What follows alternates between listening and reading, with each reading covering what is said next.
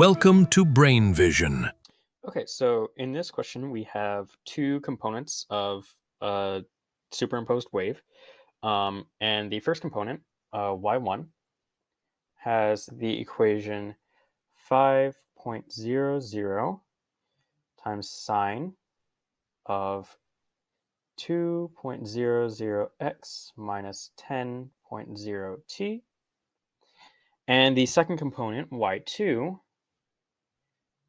has the equation 10.0 times cosine of 2.00x minus 10.0t. And we are, in the first part, we're supposed to show that the superposition of these two component waves gives a single sinusoidal wave. In the second part, we are supposed to figure out the amplitude and the phase shift of this superimposed wave.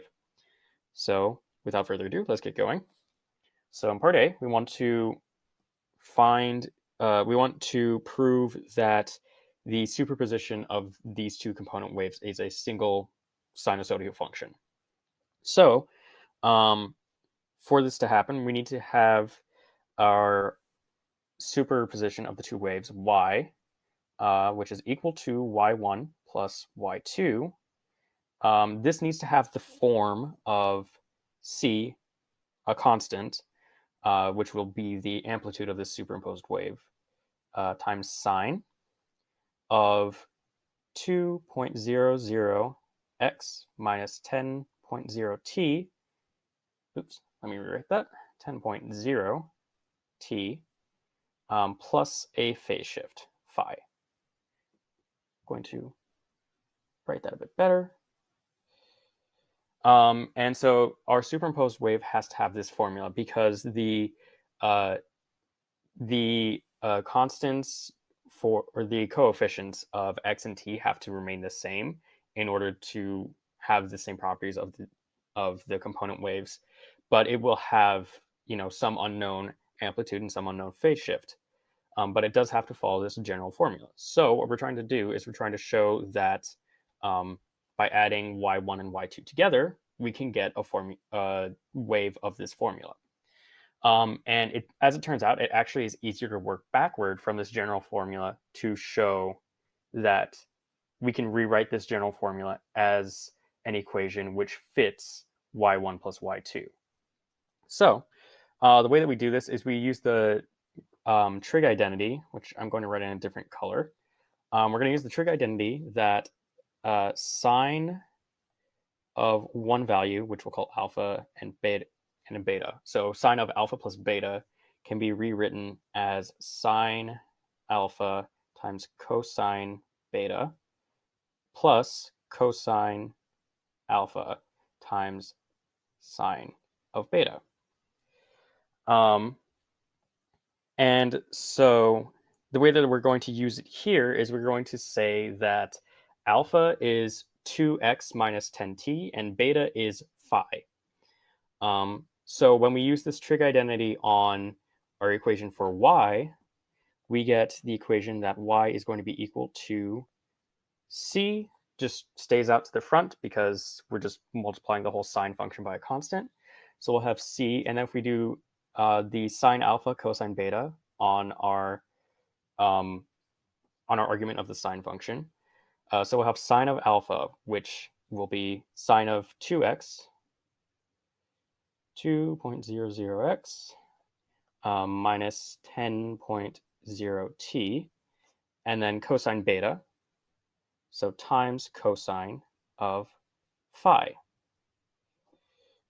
And then I'm going to drop it onto, a second line here.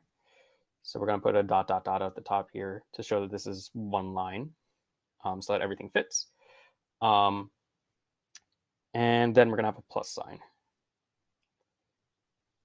And plus there. And then our second term is going to be cosine alpha sine of beta. So we'll have another c because that's our constant of the whole sinusoidal formula function, c times cosine of alpha. So now we have cosine of 2.00x minus 10.0 t, and then sine of that's multiplied by sine of beta, which beta is, of course, phi. So our whole function for y is then c sine of 2x minus 10t times cosine of phi plus c times cosine 2x minus 10t times sine of phi. So since phi is just the phase shift, we know that, and we know that the phase shift is going to be consistent across here. We know that phi is not going to be changing. We can say that cosine and sine of phi are just numbers. They're just pure numbers. So we can move those out to the front with the c coefficient to have like the individual amplitudes of these two terms kind of separate from the sine argument that changes over space and time. So we have, for the first term, we have c times cosine phi times sine 2x minus 10t plus, move on to a second line again. And then we have c, that looks like a parentheses, so I'm going to rewrite that. C times sine of phi times cosine 2x minus 10t.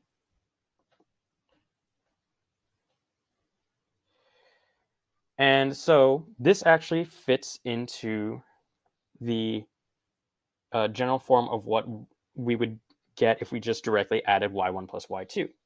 So y1 plus y2 looks like 5.00 times sine 2x minus 10t plus 10 cosine 2x plus 10t. So we can clearly see that now y follows the formula. By rewriting y like this, we see that it matches up very clearly with just adding y1 and y2 together. And since we got here from the equation, just a general equation of a single sine function, up here where c sine times, or c sine of 2x minus 10t plus a phase shift, we see that this is very clearly going to, this superposition of y1 and y2 is very clearly going to be a single sine function. And then in this case, we also see that where c cosine phi is equal to 5 and c sine phi is equal to 10. So this proves that the superposition of y1 and y2 will be a single sine function. So that's how you do part A. And this little bit that we got at the end here, where c cosine phi equals 5 and c sine phi equals 10, is going to be very helpful in part B. So in part B, we want to find the amplitude and the phase shift of this superposition of these two waves. So we want to just figure out the values of phi and c. So the way that we can do this actually is we can put c sine of phi over c cosine of phi, which is equal to, so the c's would cancel, and then sine of phi over cosine of phi is just going to be equal to tangent of phi. But we already know that c sine of phi is 10 and c cosine phi is 5. So it's the same as 10 over 5, which is just 2. Technically 3 sig figs, so 2.00. So then we get the equation that tangent of phi is 2.00. So then phi is obviously the inverse tangent of 2. And you go ahead and just calculate that, and you should get that phi is equal to 63.4 degrees. So that's our phase shift. And then we can use this, just plug it into either the C sine phi or C cosine phi. And then we can use that to figure out what C is equal to. Because in our general formula, remember, we just had C times sine of 2x minus 10t plus phi. So C is the amplitude of the superposition of y1 and y2. So we just want to solve for C. C sine of phi is equal to 10. Sine phi is 63.4, so C is equal to 10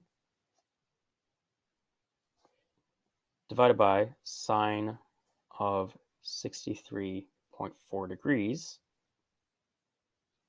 So C, if you calculate that out, is then 11.2 meters. And that's how you do this problem.